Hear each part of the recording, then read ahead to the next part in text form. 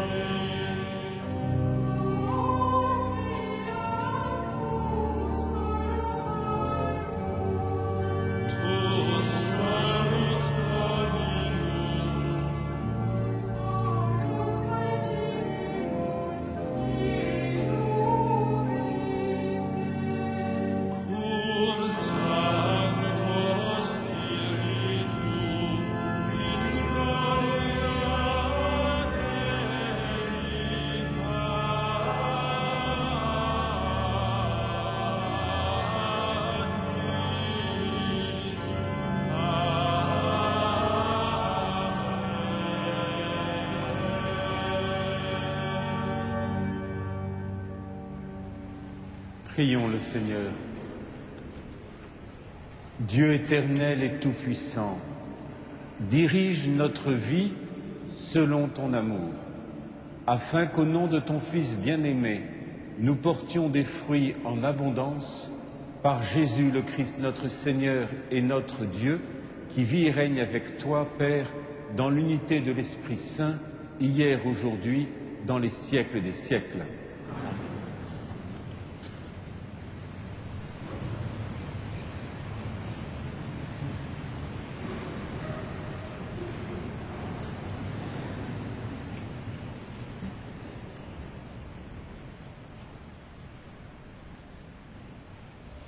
Lecture du livre d'Isaïe.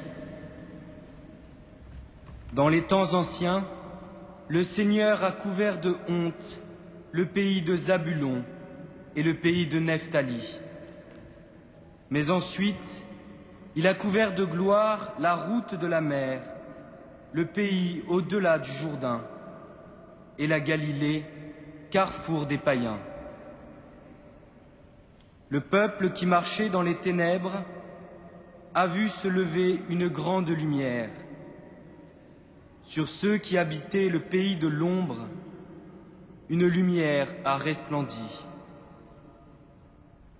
Tu as prodigué l'allégresse, tu as fait grandir la joie.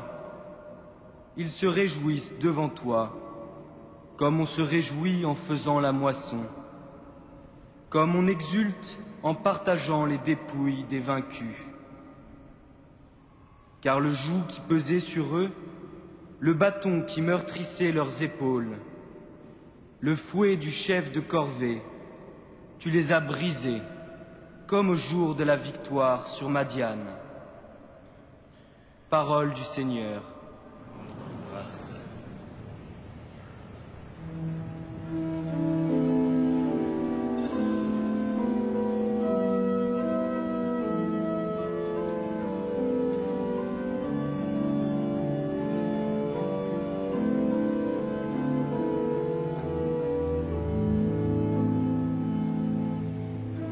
Le Seigneur est ma lumière et mon salut, de qui aurais-je crainte? Le Seigneur est ma lumière et mon salut, de qui aurais-je crainte? Le Seigneur est ma lumière et mon salut, de qui aurais-je crainte? Le Seigneur est le rempart de ma vie, devant qui tremblerais-je? Le Seigneur est ma lumière et mon salut, de qui aurais-je crainte? J'ai demandé une chose au Seigneur, la seule que je cherche, habiter la maison du Seigneur tous les jours de ma vie. Le Seigneur est ma lumière et mon salut, de qui aurais-je crainte? J'en suis sûre, je verrai les bontés du Seigneur sur la terre des vivants. Espère le Seigneur, sois fort et prends courage. Espère le Seigneur. Le Seigneur est ma lumière et mon salut, de qui aurais-je crainte?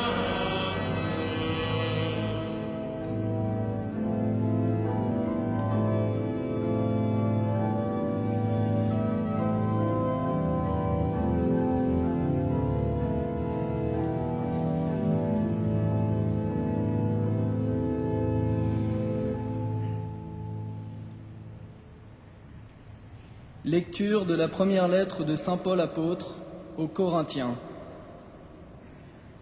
Frères, je vous exhorte au nom de notre Seigneur Jésus-Christ à être tous vraiment d'accord. qu'il n'y ait pas de division entre vous. Soyez en parfaite harmonie de pensées et de sentiments. J'ai entendu parler de vous, mes frères, par les gens de chez Chloé. On dit qu'il y a des disputes entre vous. Je m'explique. Chacun de vous prend parti en disant « Moi, j'appartiens à Paul » ou bien « J'appartiens à Apollos » ou bien « J'appartiens à Pierre » ou bien « J'appartiens au Christ ». Le Christ est-il donc divisé? Est-ce donc Paul qui a été crucifié pour vous? Est-ce au nom de Paul que vous avez été baptisés? D'ailleurs, le Christ ne m'a pas envoyé pour baptiser, mais pour annoncer l'Évangile, et sans avoir recours à la sagesse du langage humain, ce qui viderait de son sens la croix du Christ. Parole du Seigneur.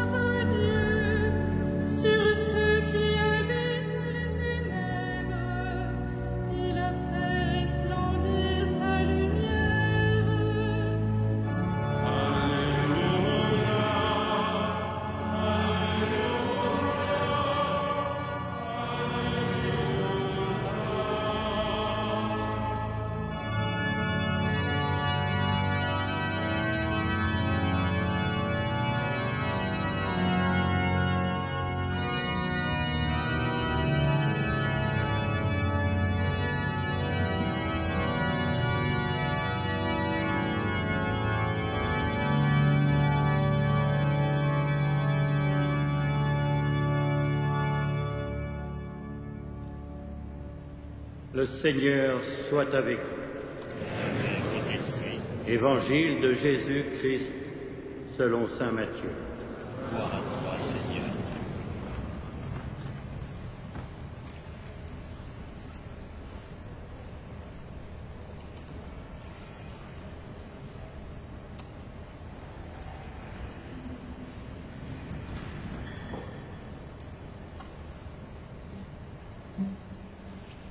Quand Jésus apprit l'arrestation de Jean-Baptiste, il se retira en Galilée.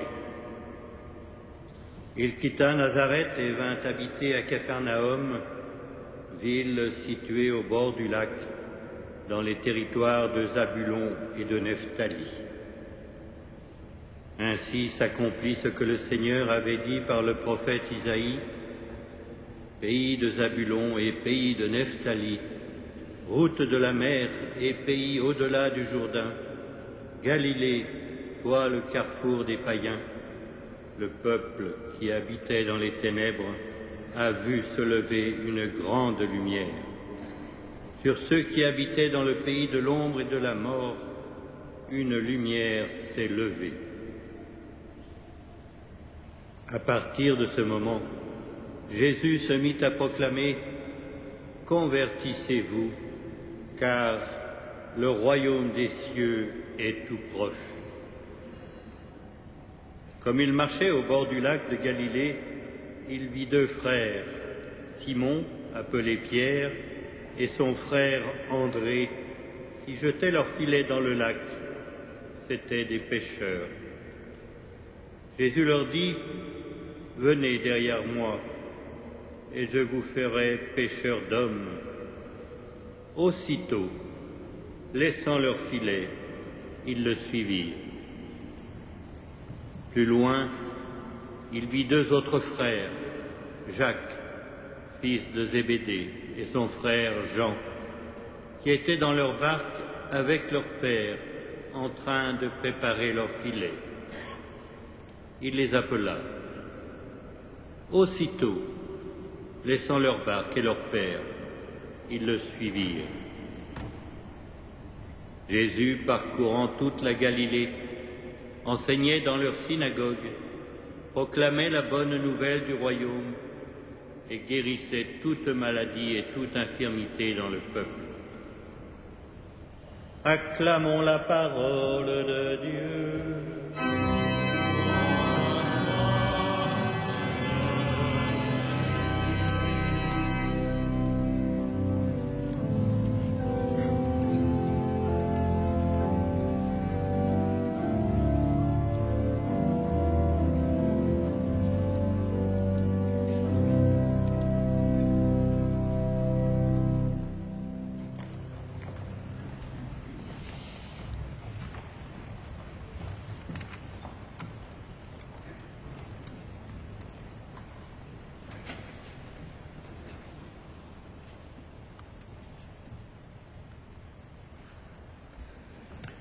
Convertissez-vous, car le royaume des cieux est tout proche. Alors Jésus vit deux frères, Simon appelé Pierre et son frère André. Venez derrière moi, et je vous ferai pécheurs d'hommes. Convertissez-vous. La conversion, c'est regarder le monde, non pas à partir de soi, mais à partir du regard de Dieu sur le monde. La conversion, c'est non plus regarder l'histoire comme une succession d'événements, mais regarder l'histoire comme une histoire du salut que Dieu accorde à son peuple. La conversion, ce n'est plus simplement vivre sa vie dans une succession parfois difficile d'épreuves ou de joies, c'est oser poser un regard sur ces événements qui dévoilent et qui y voient le dessein de Dieu qui est à l'œuvre. C'est ce regard de conversion qui est un vrai basculement pour la vie de l'homme. C'est un basculement qui ne vient pas de nous, mais qui vient de cette proximité du royaume des cieux, de celui qui est le royaume des cieux, le Christ. Le Christ est le royaume de Dieu, et le Christ est donné à son Église. Et l'Église est son corps, lui qui en est la tête. L'Église n'est pas simplement, ou n'est pas d'ailleurs, une association de fidèles pour faire perpétuer un message. L'Église est ce corps de Christ. L'Église est une réalité sainte. L'Église est immaculée. Elle est formée de pécheurs. Et cette Église sainte et immaculée nous porte, nous pécheurs, dans la grâce et la miséricorde de Dieu et vient révéler en chaque homme cette part qui n'appartient qu'à Dieu et qui est cette part immaculée à travers laquelle nous faisons l'expérience d'être portés par le Christ dans son corps pour être élevés vers le Père et pour espérer sans cesse le meilleur de nous-mêmes, pour espérer sans cesse le salut que le Christ accorde à l'humanité, pour voir se manifester la grandeur et la beauté de Dieu au long de notre pèlerinage sur terre. Et cette Église, tunique, non partagée, formée d'une seule couture, elle ne peut accepter les divisions entre chrétiens. Elle ne peut accepter ce qui déchire ce corps unique en plusieurs familles chrétiennes. Et il nous faut sans cesse, en ce dimanche qui marque chaque année notre marche œcuménique vers l'unité, il nous faut sans cesse que cette marche œcuménique vers l'unité nécessite une véritable conversion du cœur. Le temps est accompli, le royaume de Dieu est tout proche. Convertissez-vous, croyez à l'Évangile, nous dit saint Marc. Il n'y a pas d'écuménisme authentique sans conversion intérieure, sans se laisser saisir par le Christ et par son Évangile, sans ce renouveau de l'Esprit Saint au cœur même de chaque fidèle. En effet, l'unité entre frères chrétiens n'est pas une unité qui serait le fruit d'une négociation. Ce n'est pas une unité qui serait le fruit simplement d'un mélange un peu tiède où chacun accepterait de renoncer à une part de ce qu'il est pour que l'autre soit d'accord avec nous. Encore moins une unité factice où on oublierait des points essentiels de nous-mêmes, on nierait une part de nous-mêmes au nom de l'unité. L'unité découle de l'unité trinitaire.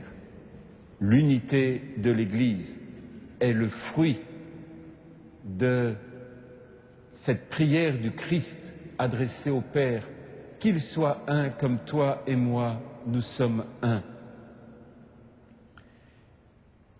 Mais cette unité, pour pouvoir la recevoir du Christ, pour que nous puissions la vivre comme un don du Père, il faut effectivement reconnaître ce qui, à travers différentes exclusions, blesse la charité fraternelle, ce qui, à travers certains refus de pardonner ou certains orgueils, manifeste l'enfermement des autres d'une manière qui n'est pas évangélique. Et donc cette conversion intérieure passe par la charité fraternelle qui nous unit les uns avec les autres. Cette charité fraternelle, dans cette marche vers l'unité des chrétiens, trouve son expression la plus accomplie dans la prière commune. C'est une grande grâce quand des frères qui ne sont pas en parfaite communion se réunissent pour prier. Le Concile Vatican II définit leur prière commune comme l'âme de tout le mouvement œcuménique. Oui, c'est bien cette prière entre frères non encore unis dans une parfaite communion, cette prière qui sera l'âme de tout mouvement œcuménique et qui sera le moyen très efficace pour demander la grâce de l'unité, cette prière qui sera une expression authentique des liens par lesquels les catholiques demeurent unis avec les frères séparés. Cette prière commune, elle engage profondément ce que nous sommes. C'est le service de la mission chrétienne, ce service qui est enraciné dans cette prière qui nous est commune et qui nous est donnée par le Christ, où l'Esprit dit à notre esprit « Abba, Père, vous n'avez qu'un seul Père, vous n'avez qu'un seul Maître, et tous vous êtes des frères ». C'est ce qui nous est donné comme parole dans l'évangile de saint Matthieu. Tous nous sommes des frères, tous nous sommes fils dans le Fils. Alors, il nous faut entrer dans ce mouvement, unis par le Christ, unis par ce désir d'unité, unis aussi par ce qui nous est commun, et en sachant reconnaître ce qui nous est commun. J'ai parlé de la charité fraternelle, mais il me faut aussi reconnaître avec joie cette unité de la traduction œcuménique de la Bible qui fait que Église de la Réforme, protestants, orthodoxes et catholiques, nous pouvons avoir une même Bible commune, avec des notes partagées les uns avec les autres. C'est une grande grâce que cette nouvelle édition de la Bible, dans la traduction œcuménique de la Bible qui vient de sortir il y a quelques semaines et qui manifeste cette avancée du dialogue œcuménique. Le même baptême, la même parole de Dieu, la même charité fraternelle et aussi, il me semble, un dialogue, car l'unité ne pourra trouver son chemin et son exaucement que si, effectivement, nous sommes dans un dialogue sans cesse renouvelé. Le dialogue est un chemin obligé vers l'accomplissement de l'homme. L'homme ne trouvera son accomplissement que s'il accepte de dialoguer avec l'autre. Si nous sommes effectivement dans un chemin où nous acceptons d'entendre des paroles qui nous sont différentes et où l'autre accepte d'entendre des paroles qui viennent de nous, et dans ce dialogue, accepter que ce soit la charité qui puisse nous construire. Accepter des structures de dialogue, c'est aussi non pas accepter de négocier quelque chose, mais c'est accepter de recevoir ce qui est vrai, ce qui est beau, ce qui est grand, ce qui nous élève dans la parole de l'autre. Et c'est accepter aussi que l'autre reçoive de nous cette parole qui élève, cette parole qui grandit, cette parole qui permet aux uns comme aux autres, dans la conversion du cœur, de trouver le chemin de la vérité la plus grande dans le Christ. Car effectivement, l'unité entre chrétiens que nous désirons tant sera toujours un chemin par lequel nous avons à nous enraciner, à approfondir notre relation au Christ, car c'est bien le Christ lui-même qui, en nous faisant fils dans le Fils, par le don du Père, nous donnera alors d'être plus vrais dans notre pratique dans notre relation les uns avec les autres et dans notre relation au Seigneur. Le royaume des cieux est tout proche, convertissez-vous. Que notre regard aujourd'hui soit ce regard de charité qui demande instamment, Fils dans le Fils, Fils dans le Christ, qui demande instamment au Père que nous soyons un, comme le Christ et le Père sont un, pour que le monde croie et pour que le monde perçoive la beauté et la grandeur d'un Dieu Père qui sans cesse nous enfante à cette vie éternelle, à laquelle nous aspirons sans cesse, à cette vie éternelle qui nous enfante et nous transforme par miséricorde et par grâce à chaque instant de notre vie de baptisé.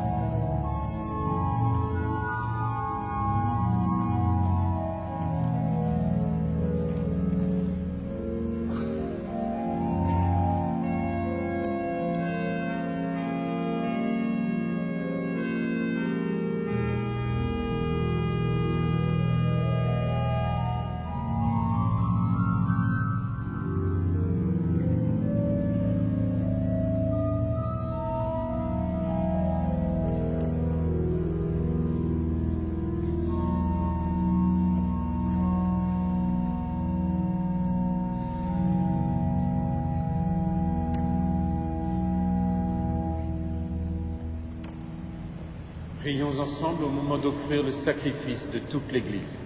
La gloire de Dieu, le salut du monde. Dans ta bonté, Seigneur, accepte notre offrande, qu'elle soit sanctifiée et serve ainsi à notre salut par Jésus le Christ notre Seigneur. Le Seigneur soit avec vous. Élevons notre cœur. Rendons grâce au Seigneur notre Dieu. Vraiment, il est juste et bon de te rendre gloire, de t'offrir notre action de grâce toujours et en tout lieu, à toi, Père très saint, Dieu éternel et tout-puissant. Par le sang que ton Fils a versé, par le souffle de ton Esprit créateur, tu as ramené vers toi tes enfants que le péché avait éloignés. Et ce peuple, unifié par la Trinité sainte, c'est l'Église, gloire de ta sagesse, corps du Christ et temple de l'Esprit. Et nous qui sommes rassemblés pour te rendre grâce, avec les anges du ciel, nous te chantons.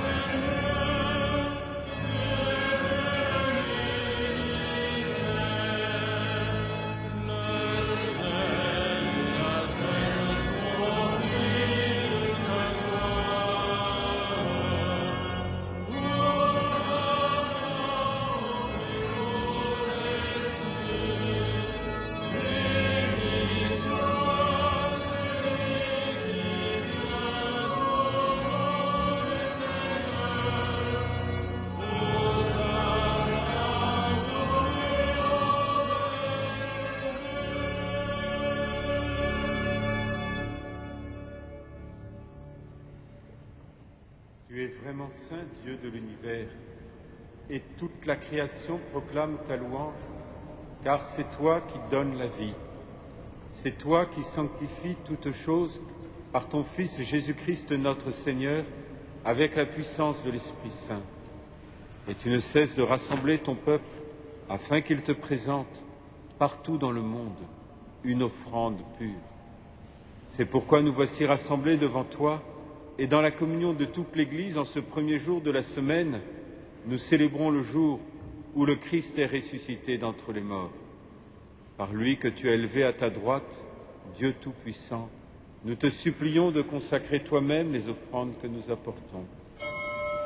Sanctifie-les par ton Esprit pour qu'elles deviennent le corps et le sang de ton Fils, Jésus-Christ notre Seigneur, qui nous a dit de célébrer ce mystère. La nuit même où il fut livré, il prit le pain. En te rendant grâce, il le bénit, il le rompit et le donna à ses disciples en disant « Prenez et mangez-en tous, ceci est mon corps livré pour vous. »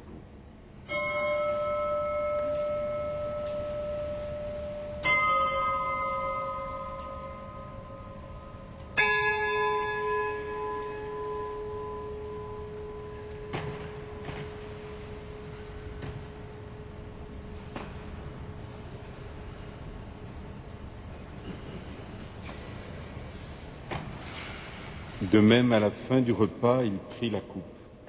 En te rendant grâce, il la bénit et la donna à ses disciples en disant « Prenez et buvez-en tous, car ceci est la coupe de mon sang, le sang de l'alliance nouvelle et éternelle, qui sera versé pour vous et pour la multitude en rémission des péchés. Vous ferez cela en mémoire de moi. »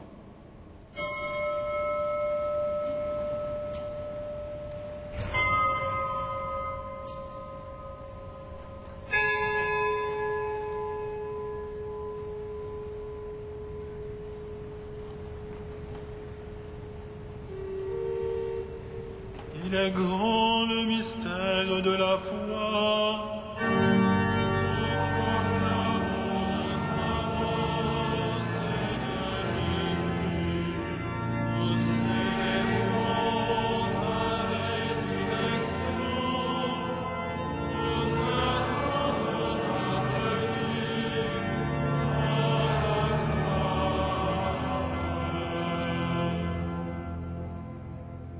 faisant mémoire de ton Fils, de sa passion qui nous sauve, de sa glorieuse résurrection et de son ascension dans le ciel, alors que nous attendons son dernier avènement, nous présentons cette offrande vivante et sainte pour te rendre grâce. Regarde, Seigneur, le sacrifice de ton Église et daigne y reconnaître celui de ton Fils qui nous a rétablis dans ton alliance. Quand nous serons nourris de son corps et de son sang, remplis de l'Esprit Saint, accorde-nous d'être un seul corps et un seul esprit dans le Christ.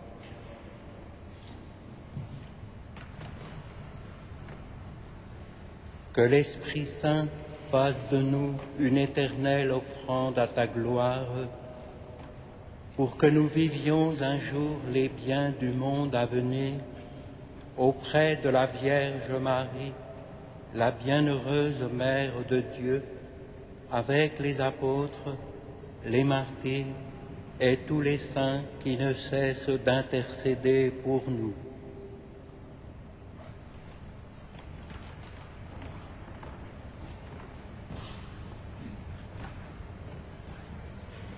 Et maintenant, nous te supplions, Seigneur, par le sacrifice qui nous réconcilie avec toi, étends au monde entier le salut et la paix. Affermis la foi et la charité de ton Église au long de son chemin sur la terre. Veille sur ton serviteur, notre pape Benoît, notre évêque André, l'ensemble des évêques, les prêtres, les diacres et tout le peuple des rachetés. Écoute les prières de ta famille assemblée devant toi et ramène à toi, Père très aimant, tous tes enfants dispersés. Pour nos frères défunts, pour les hommes qui ont quitté ce monde et dont tu connais la droiture, nous te prions. Reçois-les dans ton royaume où nous espérons être comblés de ta gloire, tous ensemble et pour l'éternité, par le Christ notre Seigneur, par qui tu donnes au monde toute grâce et tout bien. Par lui, avec lui et en lui, à toi, Dieu le Père Tout-Puissant, dans l'unité du Saint-Esprit, tout honneur et toute gloire, pour les siècles des siècles. Unis dans le même esprit, c'est avec une grande confiance que nous osons dire: Notre Père, qui es aux cieux, que ton nom soit sanctifié, que ton règne vienne, que ta volonté soit faite sur la terre comme au ciel. Donne-nous aujourd'hui notre pain de ce jour. Pardonne-nous nos offenses, comme nous pardonnons aussi à ceux qui nous ont offensés, et ne nous soumets pas à la tentation, mais délivre-nous. Délivre-nous de tout mal, Seigneur, et donne la paix à notre temps. Par ta miséricorde, libère-nous du péché, rassure-nous dans les épreuves, en cette vie où nous espérons le bonheur que tu promets et l'avènement de Jésus-Christ, notre Sauveur.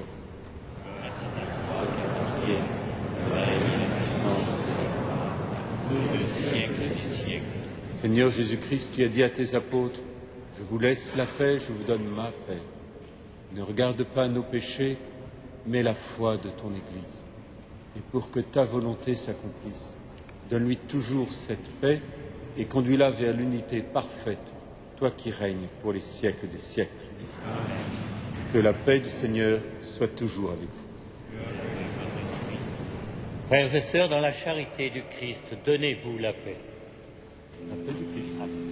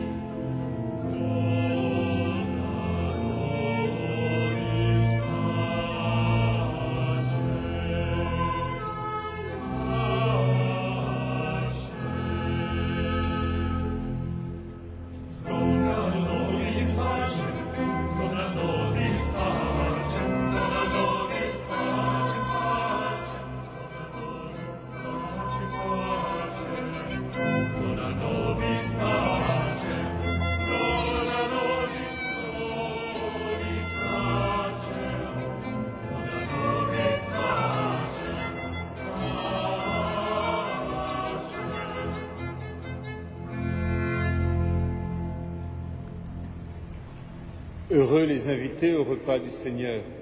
Voici l'agneau de Dieu qui enlève le péché du monde.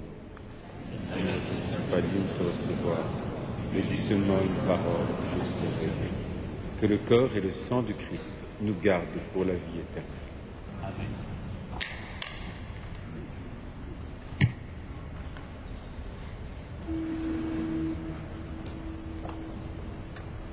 Amen.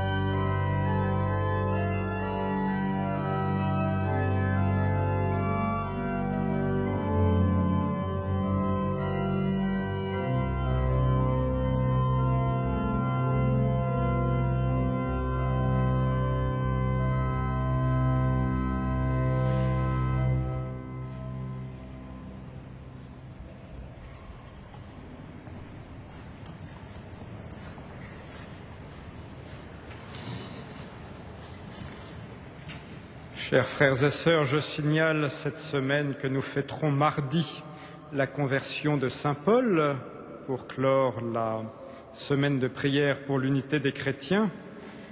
J'attire aussi votre attention sur le fait que samedi soir prochain, la messe de 18h30 sera célébrée à l'intention de Yves de Vernet, ancien organiste titulaire de Notre-Dame de Paris de 1985 à 90. Nous prierons donc pour le 20e anniversaire de sa mort. Yves de Vernet faisait partie des 4 titulaires choisis pour remplacer Pierre Cochereau, et ses frères co-titulaires, toujours aujourd'hui de Notre-Dame, lui offriront après la messe un hommage, un concert donc à 20h après la messe dans la cathédrale samedi prochain. Ce même samedi 29 janvier, le soir, le traditionnel pèlerinage des équipes Notre-Dame partira de Notre-Dame vers Longpont. Je signale enfin que la semaine suivante, le mardi 1er février, a lieu un concert dans la cathédrale, le requiem de Gabriel Fauré, la symphonie de psaumes d'Igor Stravinsky. Vous pouvez dès maintenant réserver des places. Bonne semaine à vous.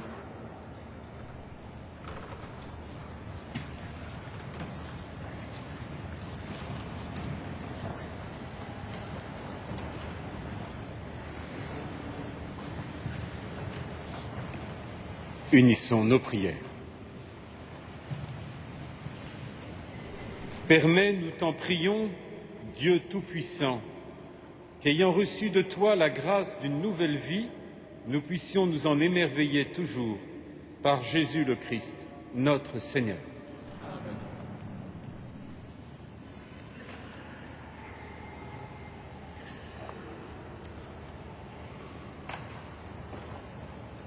Le Seigneur soit avec vous. Que Dieu Tout-Puissant vous bénisse, le Père, le Fils et le Saint-Esprit. Merci aux téléspectateurs de KTO et aux auditeurs de Radio Notre-Dame d'avoir prié avec nous, et à vous tous, avant que vous soyez envoyés par le diacre. Très bonne semaine. Allez dans la paix du Christ.